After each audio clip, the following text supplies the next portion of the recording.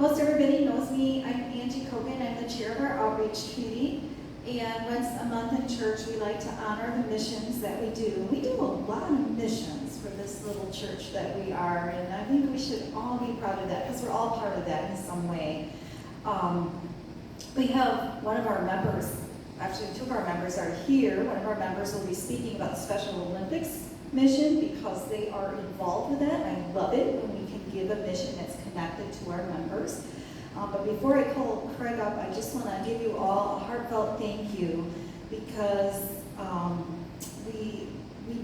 the outreach committee met a couple weeks ago at Connie Hawk's house, and we were able to settle 2 lovely donations.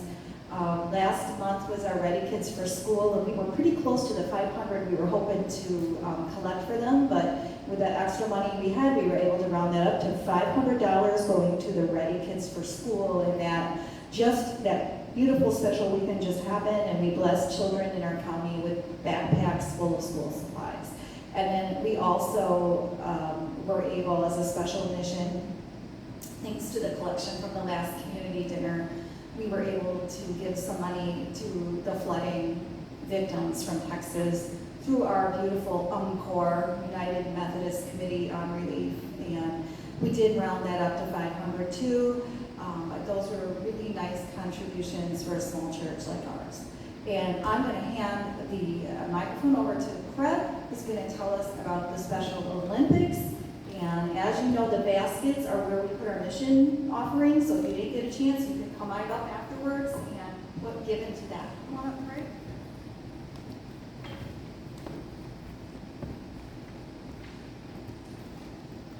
Good morning. There's probably many of you here who probably don't even know who I am. And first of all, I want to thank Angie for saying Craig, because outside of church or outside of work, people know me as Nathan's dad. So it's clear to be known by first name. As she had stated here to talk about Special Olympics today as being part of the Mission Moments, I realize that Mission Moments typically fall like on the second Sunday of the month. Last weekend, we were supposed to have a competition up in Richfield on Sunday morning, until I got an email at 3 a.m. saying they canceled it because of the rain. So, but we're here today. Luckily, all of our equipment is dry and everything, and everybody's safe. And I do appreciate everybody that reached out to me this morning where I live in Waukesha that asked how things were going. Good thing is where I live, we're good. But I want to talk about Special Olympics and how that's impacted our family over the years. For those that don't know Nathan, my son, he has epilepsy, but he started in Special Olympics around the age 8 or 9, and over the time he had the seizures, he's had surgeries, and after the surgeries, there's a lot of therapies and activities that keep him kind of build up that strength. The Special Olympics activities that we did a lot of swimming with them. That's a great way of strengthening the body after you go through those surgeries. You might think of, well, how can you necessarily swim? Because if you're weak and all that kind of stuff. The Special Olympics, what we do at our agency is we do have where kids can wear life jackets.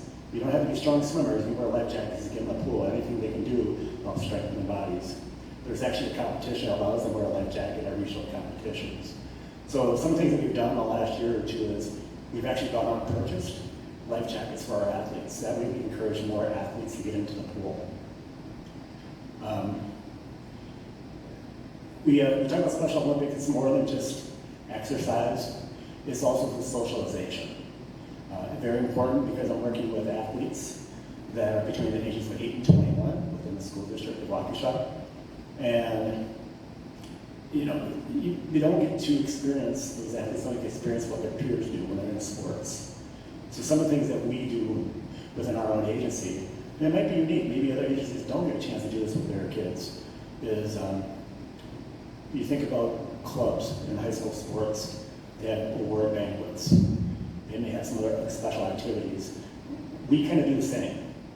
So we hold a pizza party for them in the fall at the end of our bowling season, where we give out their participation awards. We also do an awards banquet every spring.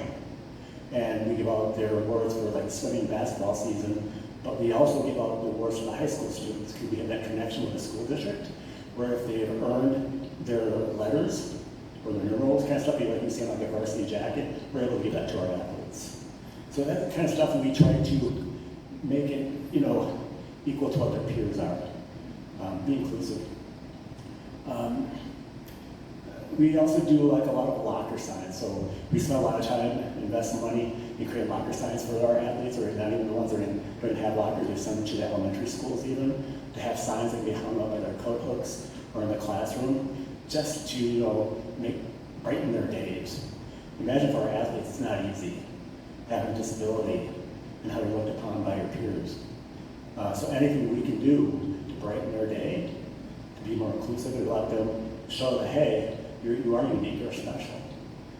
That kind of stuff we do. As a local agency that we're with in Waukesha, the agency is responsible for paying for their own equipment. Agencies may have to pay a rental space, some at times. We do pay, I apologize for I said this, the registration fees for like competitions, like for the state games. So that is something that comes out of the budgets of the agencies. And that's what you're helping out with us, is paying for some of those fees, but also paying for some of the things that we do for our athletes and make them feel more special. So really, I want to appreciate it. Thank you for your time. If you have any questions about Special Olympics or about our agency, you can either ask me or ask Nathan afterwards. I'm sure he would love to talk as well. So thank you.